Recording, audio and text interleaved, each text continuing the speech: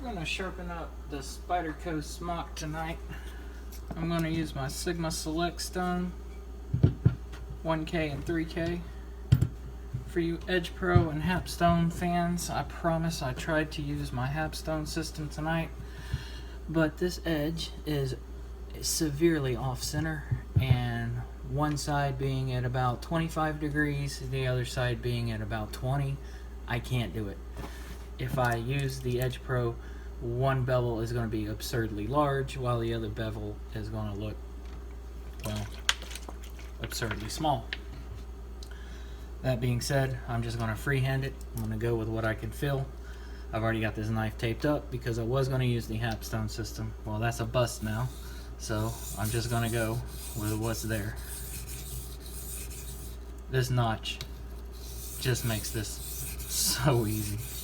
This is such a nice departure from all the other knives I've been sharpening. I'm using Spyderco's original geometry since it's so out of whack. The bevels look fairly even, so I'm going to go with what's there. I've heard several people tell me this is the sharpest knife they've ever received from Spyderco. I wish I could say the same. My edge was not good. Matter of fact, I need to cut it off. My edge was not good though. It was sharp, it would cut paper, but right in the middle section, if you ran it along your fingertip, it would slip right in the middle.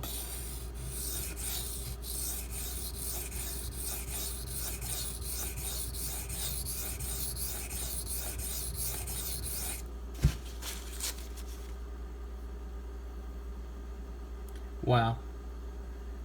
Even doing it freehand, I can see where the problem is. It thickens up right here where they did a piss poor grind. The knife is bound to have an issue. I'll be the guy to own it.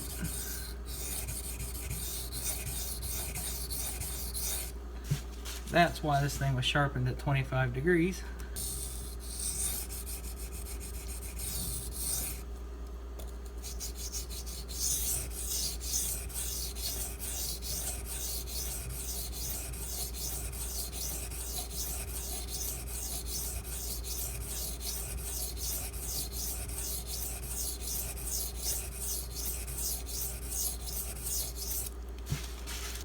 This side's looking great. Everything's lining up. Already got a burr. This side, I can see my bevel right here. Their bevel widens. My bevel stays really thin. What the hell? They really ground this knife badly. Very badly. But I gotta use what I got, so let's see what I can do with it.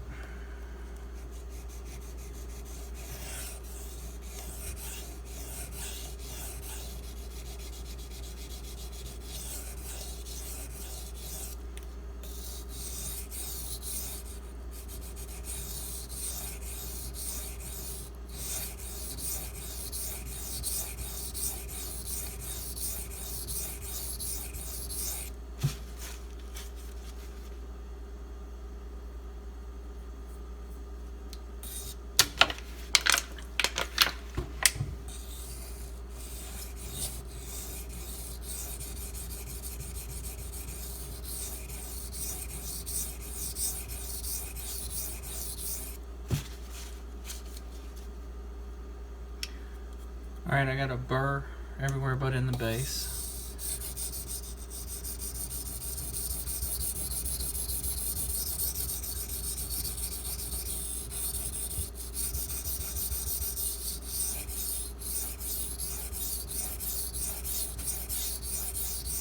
I'm going to bring you guys down here and show you what I'm looking at on this bevel.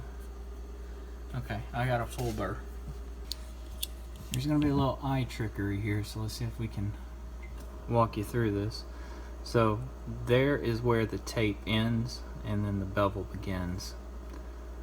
So right here everything looks good. And we get to about this point and you can start to see that shining reflection on the bevel. Well, that's Spyderco's bevel. they didn't keep a consistent angle all the way through like I did. You see how thin my bevel gets? They widened it, so they dropped the angle even lower to make it look consistent all the way through. So how do I fix that? Well, I can drop this particular area down further, or I can just leave it as is, and over the course of sharpenings it'll come out. That's what I'm going to do. I'm going to leave it alone, and over the course of sharpenings it will come out. Now this side, everything is even, everything looks good. I don't have that problem. So this is what I was talking about. They changed the angle right about here. They went more acute to make the bevel wider, to make it look the same size. They should have just left it alone, and you'll see this once I polish it. It won't affect cutting, but it will not look as pretty as it should. So do you guys see what I'm saying? If a knife is bound to have a grind problem, or there's something wrong with it, I'm going to be the guy to own that particular knife. I've got some sort of bad luck when it comes to knives. So I'm just going to do a few finishing passes here.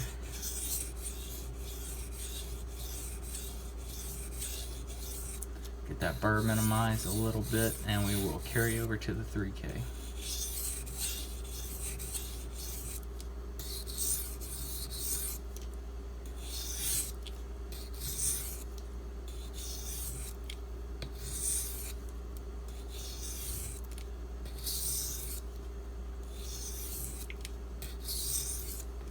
My 3000 grit Sigma Select, freshly lapped.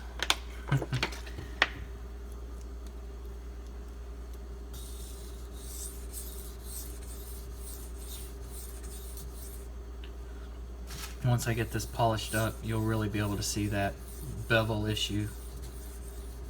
You'll see my polished edge versus their scratch pattern from factory, and you'll see how bad they really went and screwed this edge up. It's going to take probably 4 to 6 sharpenings to get that out.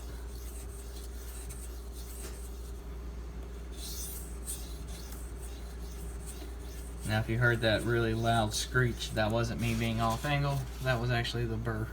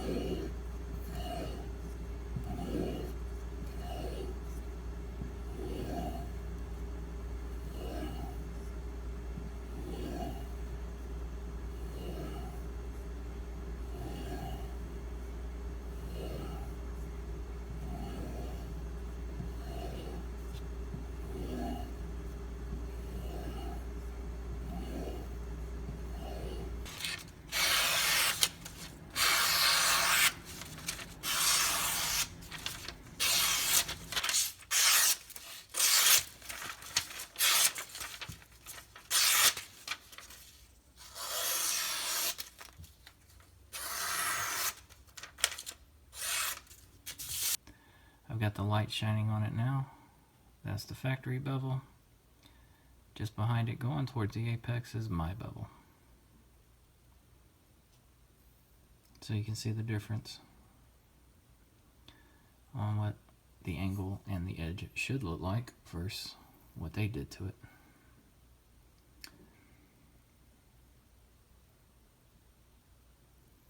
This side looks pretty good. Not as polished as I wanted, but it's not bad. S30V likes a toothy edge anyway. You still see just the faint line of factory edge, factory scratches, so I didn't have my angle quite as acute as they did. But give it another sharpening and that'll be right on the money. Not super reflective. This is just a 3K edge after all.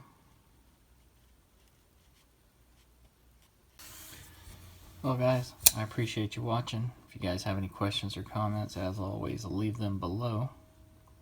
Y'all have a good one.